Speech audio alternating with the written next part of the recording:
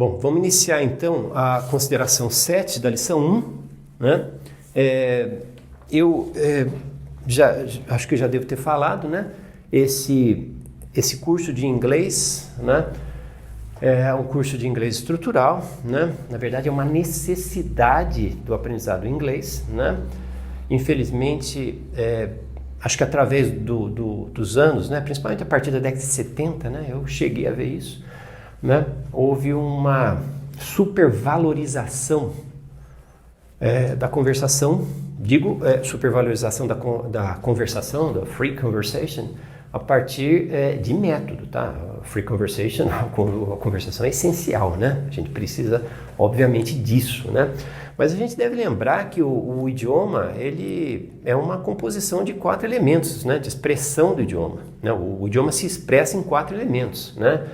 Que é a listening, né? A compreensão auditiva, speaking, né? A fala.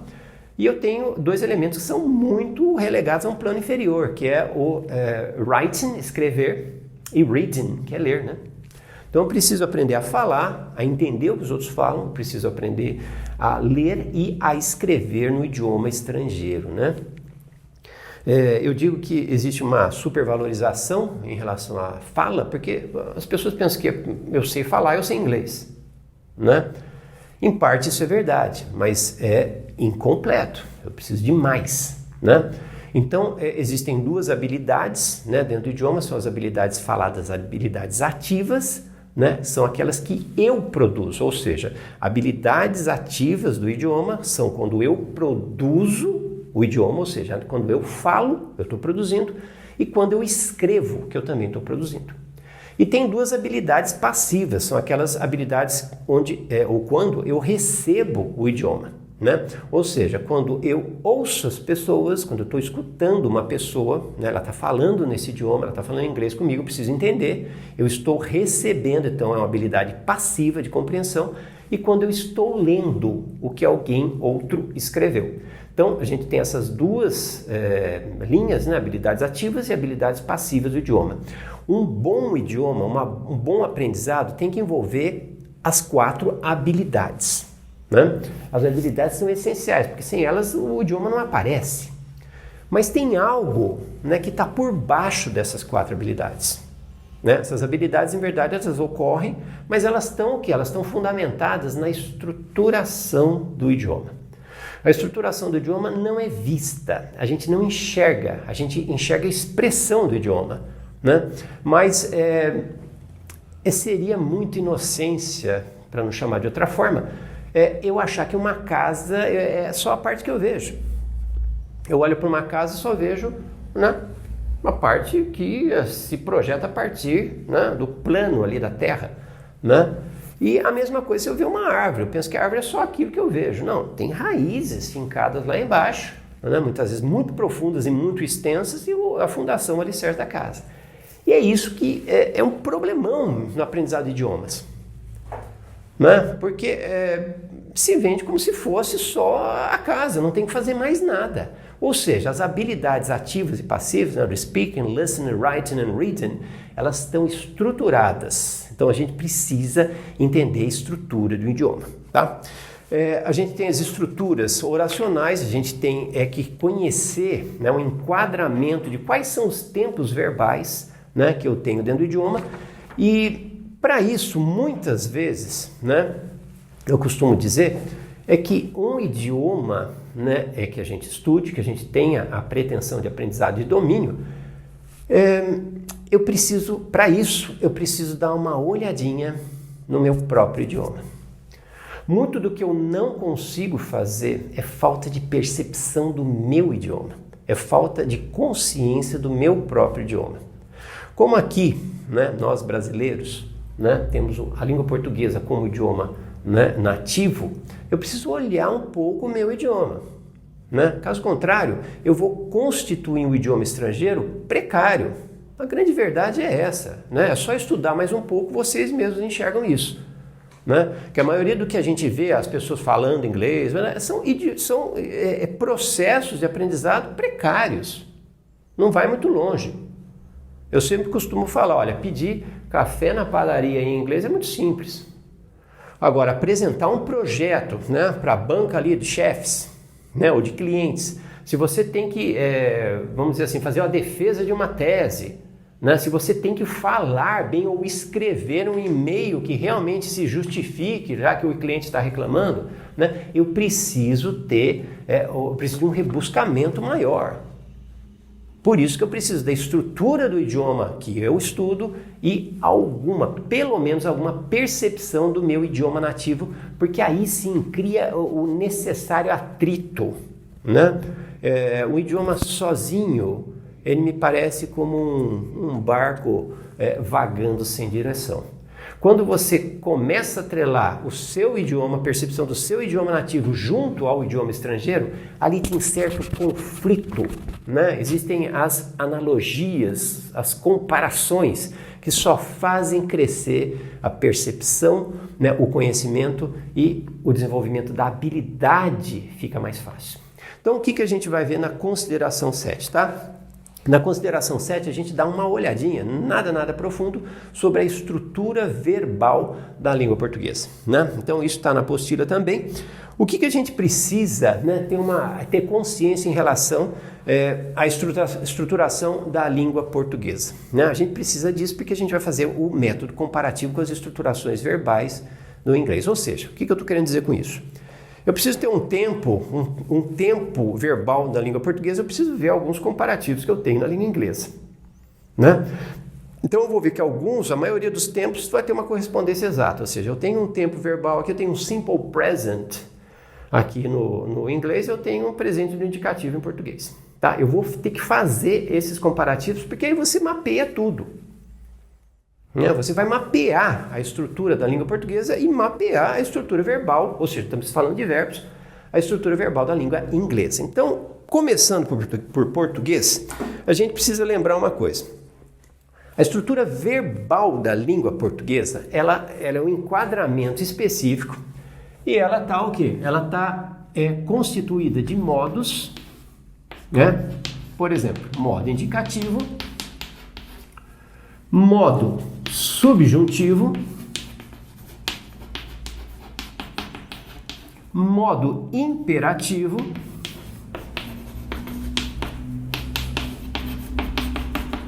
e formas nominais,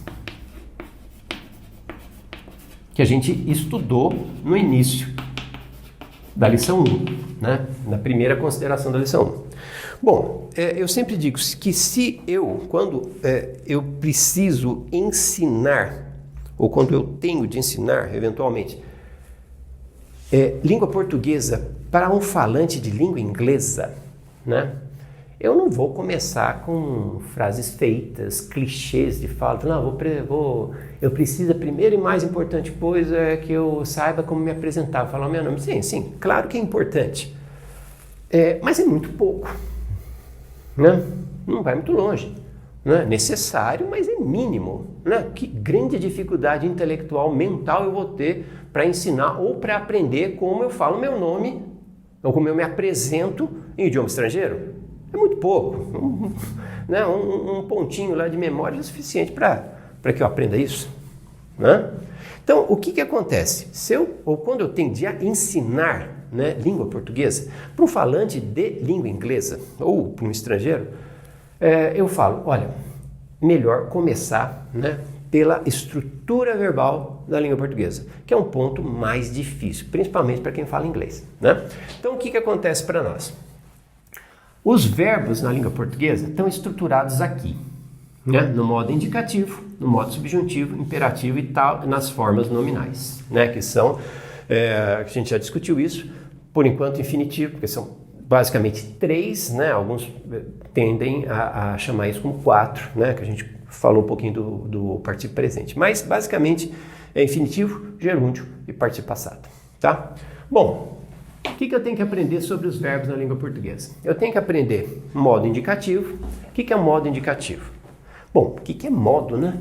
Bom, a língua portuguesa foi inventada, né, de uma forma onde os verbos, eles possuem na aplicação verbal, né, você pega um verbo, vai aplicar, os verbos têm modos, não só tempos, formas e vozes, eles têm modos.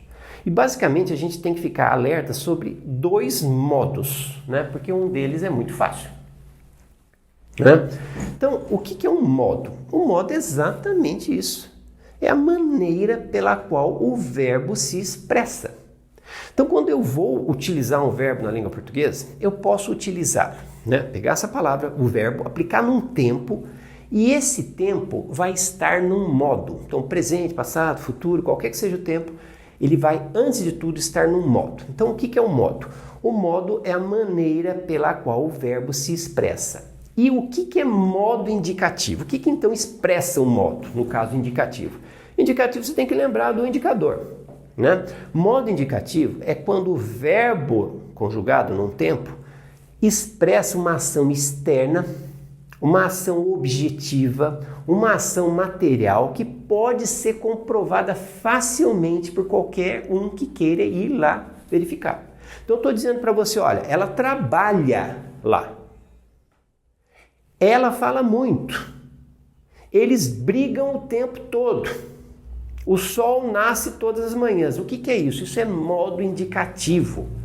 Porque ele está indicando uma verdade que é uma verdade comprovável, é fato, é fático, ou seja, é material, é objetivo. Então, toda vez que eu uso um verbo na língua portuguesa, onde a verdade ou a informação expressa pode ser materialmente verificada, ou se não materialmente, mas pode ser comprovada como verdade, independentemente da minha opinião, então eu vou ter o tal modo indicativo. Então, quando eu digo assim, amanhã, né, eu devo estar aqui às 7. É minha obrigação estar aqui às 7.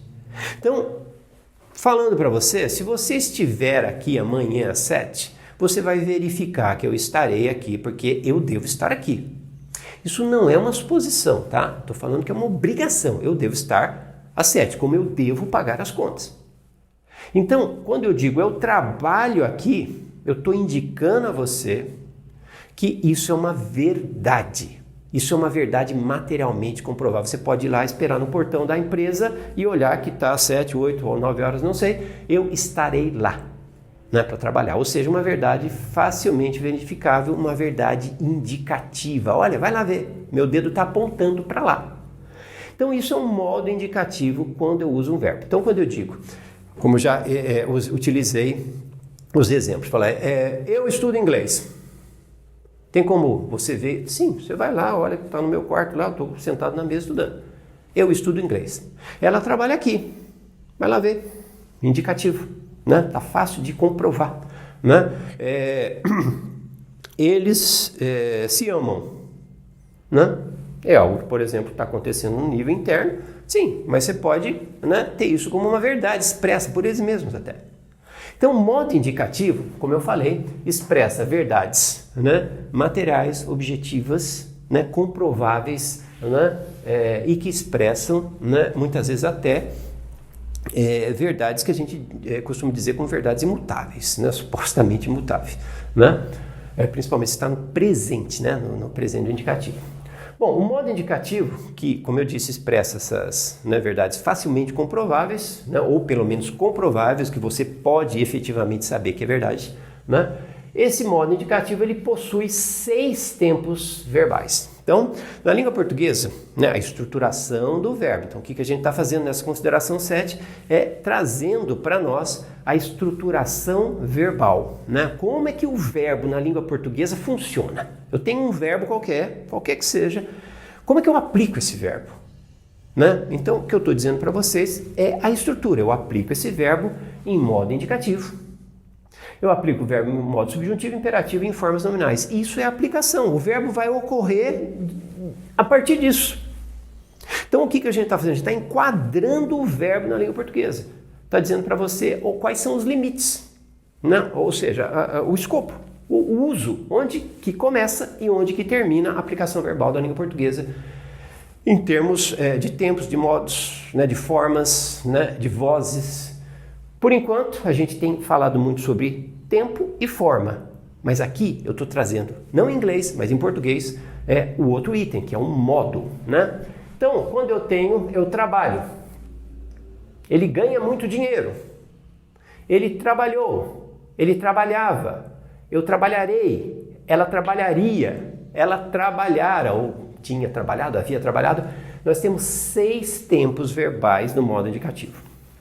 Agora, nós não vamos entrar, isso aqui é consideração 2, se não me engano, né? Vamos destrinchar melhor, né? Fazer os devidos estudos do modo indicativo, seus comparativos em inglês. E a gente tem o quê? O modo subjuntivo. O que é o modo subjuntivo? O modo subjuntivo é um modo subjetivo, antes de tudo. O modo subjuntivo não é comprovável externamente, objetivamente, materialmente. O modo subjuntivo é o quê? É abstrato, ele é interno, ele é subjetivo. Por exemplo, o modo subjuntivo tem muito a ver com opiniões e não com indicativos de realidade. São opiniões, são conclusões pessoais, né? É o achismo, eu acho, né? Por exemplo, se eu falo, vamos imaginar, existe um candidato, né, um político, e eu digo assim, ele ganha as eleições todas as vezes. Eu estou usando um presente, ele ganha as eleições todas as vezes. Eu estou usando um presente do indicativo, eu estou falando que ele ganha as eleições, sempre. Né? Então o que ocorre? Eu posso comprovar facilmente a verdade dessa afirmativa. Né? Ele ganha as eleições todas as vezes, ele sempre ganha as eleições. Agora, se eu mudar o foco e trazer isso para mim, vamos supor que eu aqui, ele é meu candidato, e eu digo uma frase do tipo, eu espero, subjetivamente, é coisa minha, eu espero que ele ganhe, ou eu espero que ele ganhe as eleições. Aí está o modo subjuntivo. Na língua portuguesa, eu não posso falar eu espero que ele ganhe, porque ele ganha as eleições, ele sempre ganha as eleições, é modo indicativo. E quando eu penso, eu espero, é o meu desejo, a questão, né, volitiva, a questão da minha vontade, das minhas opiniões, das minhas conclusões pessoais, eu tenho um modo subjuntivo. Então, eu vou falar, eu espero que ele ganhe as eleições, eu tenho que mudar o verbo. E o modo subjuntivo, ele tem 3 tempos verbais, que é o presente, passado e futuro. Então, eu preciso ficar um pouquinho mais consciente da utilização dos tempos, da estruturação, melhor, dos modos, né, na língua portuguesa. Eu tenho o verbo e tenho a sua estruturação. Isso vai me ajudar muito a delimitar os verbos e a aplicação verbal dentro do inglês ou de qualquer outro idioma estrangeiro que vocês venham estudar. Então, o que a gente tem? Quando eu falo, né, eu devo trabalhar hoje, é minha obrigação. Agora, semana que vem é carnaval, semana que vem é Natal, não tenho isso muito bem certo. Eu sei que eu devo trabalhar hoje, é minha obrigação hoje, para hoje. Mas se isso é uma suposição, eu não tenho muita certeza, é algo que eu não posso indicar com clareza para que você vá lá e comprove ou não, então eu tenho uma formulação subjetiva. Eu devo trabalhar hoje é indicativo. Talvez, quando eu falo talvez, eu quebrei a certeza. Quando eu uso talvez, eu estou trazendo essa frase para as questões subjetivas. Sou eu que estou achando. Então, talvez eu deva trabalhar amanhã. Eu não posso usar a forma eu devo agora. Eu devo é indicativo. Talvez eu deva. Quando eu quebrei a certeza, eu quebrei a possibilidade indicativa. Ou seja, de comprovação fática, de comprovação pelas pessoas. Então, eu estou usando isso em termos subjetivos. Então, é modo subjuntivo. Talvez eu deva trabalhar amanhã. Eu espero que ela vença. Ela vence sempre, mas eu quero que ela vença. Então, vocês precisam ter a noção, olha, isso aqui está no modo indicativo, isso aqui está no modo subjuntivo. E a pergunta, como é que eu faço isso em inglês? Mas primeiro eu preciso ter essa consciência, eu preciso saber que isso existe. Porque senão vai ser um inimigo no quarto escuro. Ele me destrói e eu nunca vejo o rosto. Eu nem sei quem é. Ele me destrói e eu não sei quem é. Eu não aprendo, né? E não sei por quê. Aí vem um monte de teorias e tal. Mas confirma se isso que eu estou falando é verdade ou não.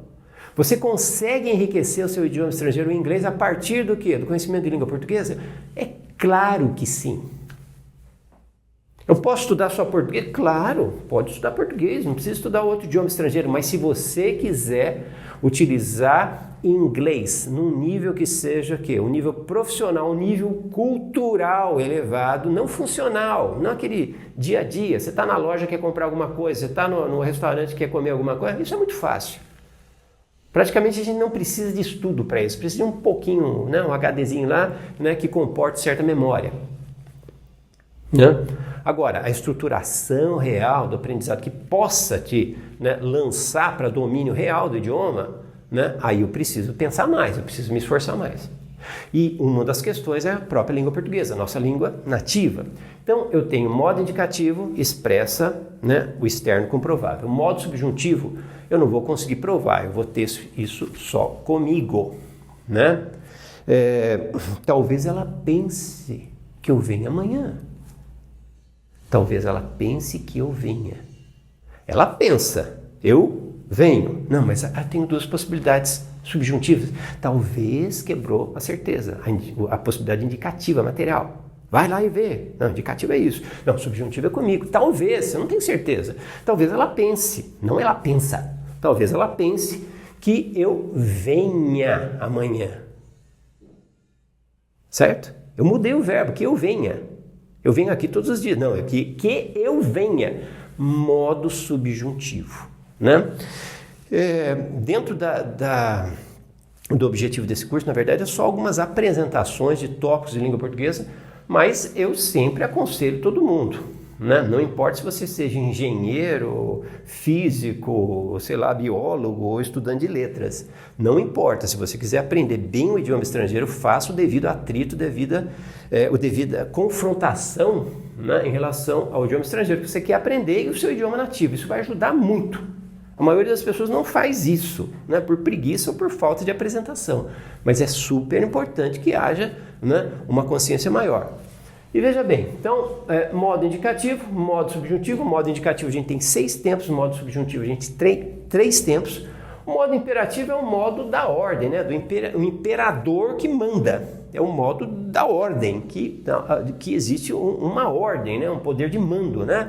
E o modo imperativo é muito simples, porque ou é afirmativo ou é negativo, só existem esses dois, né? Então, quando eu falo, né, trabalhe mais, né? Trabalhe agora, né? Ou se eu falo não trabalhe agora, fique aqui, não fique aqui, levante, não levante, eu tenho uma ordem, né? E essa ordem é o que a gente chama de modo imperativo. Então a briga maior mesmo é você distinguir modo indicativo e modo subjuntivo. Esse aqui é muito fácil, né? Porque ele está atrelado a um sim e a um não. Modo imperativo afirmativo, modo imperativo negativo. Muito simples, na verdade, de se fazer. Em inglês é muito fácil, né? Se eu falo speak English, fale inglês. Né? Tá todo mundo falando inglês, olha, speak English. Imperativo afirmativo. Se eu falo don't speak English, não fala inglês, eu tenho imperativo negativo. A formulação é muito simples. Eu uso o verbo no infinitivo, né? Stay here, fica aqui. Né? Ou don't stay here, não fique aqui. É o que a gente vai ver a partir até da lição 2. Agora, muito simples, né? Modo imperativo tanto em português como em inglês. E as formas nominais que a gente já abordou. Né? Então eu tenho o infinitivo, né, de um verbo português, que eu faço nas 3 terminações que definem as conjugações, né, que a gente já conversou, ar, ir, né, falar, beber, dormir. A gente até se referiu à questão do verbo pôr, né, o verbo pôr seria uma exceção, mas não é. O verbo pôr originalmente era poer, né, então o verbo pôr é considerado a segunda conjugação. Mas o que importa mesmo é lembrar, forma nominal é infinitivo. Infinitivo é a apresentação do verbo sem conjugação, né, que em inglês se faz com infinitive marker, que é o to, né, antecedendo a palavra verbal. Aí a gente tem também como forma nominal o gerúndio, né, que são as terminações NDO, né, então falando, trabalhando, pensando, jogando, dormindo, né, que expressam ações contínuas. E eu tenho também o particípio, né, que aqui a gente vai lembrar, né, particípio passado, né, o particípio passado regular que termina em ADO ou ido, né? Então, falado, entendido, dormido, partido, comprado, vendido, né? Então, a gente tem as formas nominais, que foi um tópico, né, já no início da primeira lição, dessa lição, né? Bom, a intenção, como eu falei, não é se aprofundar em relação a esses tópicos de língua portuguesa, mas é trazer uma abordagem, ou pelo menos levantar a bola, ou seja, começar um assunto, né, para que aquele que tenha, né, um interesse maior em relação a aprofundar o idioma e não ficar superficialmente dentro do idioma, como é a grande, esmagadora maioria das pessoas que estudam inglês, né? São às vezes muito funcionais, né? Mas não exuberantes, né? Em relação ao aprendizado, né, que desenvolvem. E eu não estou exagerando, na verdade o que eu estou falando, né, o que é funcional e exuberante, simplesmente é o que eu possa fruir bem, né? O exemplo talvez não seja muito conveniente, né, no curso, mas eu diria assim, né, você pode pedir um cafezinho na padaria, em inglês não vai te exigir quase nada. Se for nível profissional, vai exigir muito mais, você vai ter que aprender a falar melhor, né? Quase a maioria das pessoas, né, que estudam inglês estão pensando nisso. Preciso que eu vou fazer uma entrevista, ou então eu estou preocupado com a minha empregabilidade, eu preciso aprender mais inglês, né?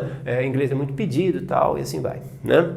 Então as pessoas vão muitas vezes estudar inglês exatamente por isso. Tem às vezes um nível cultural, né? Então eu me interesso por arte, eu me interesso por geografia, por história, então eu vou estudar um idioma estrangeiro, né? Por um barato cultural, né? Que é muito interessante por sinal, né?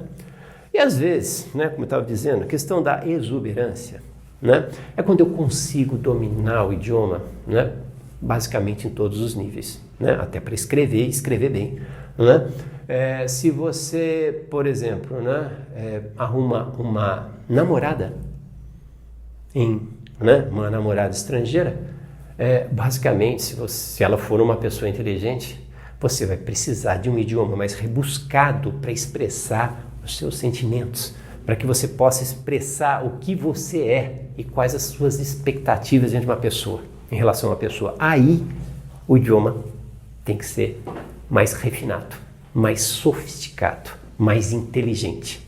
Se você mirar nesse, né, esse idioma mais exuberante, não necessariamente esse idioma para arrumar uma namorada, mas um idioma um pouco mais sofisticado, né, menos básico, você domina todos os outros com facilidade. E para isso, eu preciso da estruturação no inglês, para que eu possa construir a fala, a compreensão aditiva, né? Entender o que os outros falam, a escrita, a leitura. Eu preciso da estrutura para que as habilidades possam crescer, né?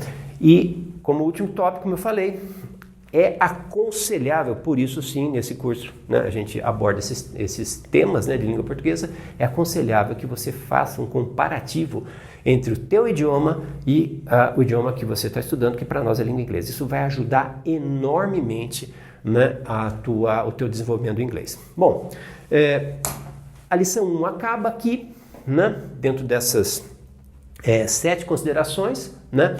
Assistam as considerações, assistam a lição 1 várias vezes, né? O máximo que vocês puderem, assista 1, 2, 3, 4, né? Agora a gente vai fazer só a lição 1 com resolução dos exercícios, né? E depois a lição 2. Não pulem as considerações, né? Embora não exista um rigor tão grande, né, em relação à sequência desses assuntos, eu aconselho que vocês assistam isso em sequência, né, numérica, consideração 1, 2, 3, 4, 5, 6, 7, né? Voltem, refaçam, vejam, né, revejam as aulas, né? E essas aulas têm que ser realmente assimiladas, né? Vocês precisam ver várias vezes e assistam o que a gente vai fazer agora, ou seja, resolução dos exercícios, né? A aula de resolução dos exercícios é essencial para que a gente aplique, para que vocês enxerguem, para que vocês entendam, né, como formular a oração. né? Eu já disse isso, né? Esqueçam a parede, lembre-se do tijolo. Vocês precisam do tijolo, é formular orações, eu preciso criar orações. Não simplesmente memorizar orações ou termos, expressões. Muito bom, é uma parcela, mas é uma parcela pequena. O raciocínio, a formulação consciente deve dominar, tá bom? Então é isso aí, né? Vamos para a aula de resolução de exercícios. Completada essa aula, a gente começa a lição 2, consideração 1, tá bom? É isso aí então. Boa sorte!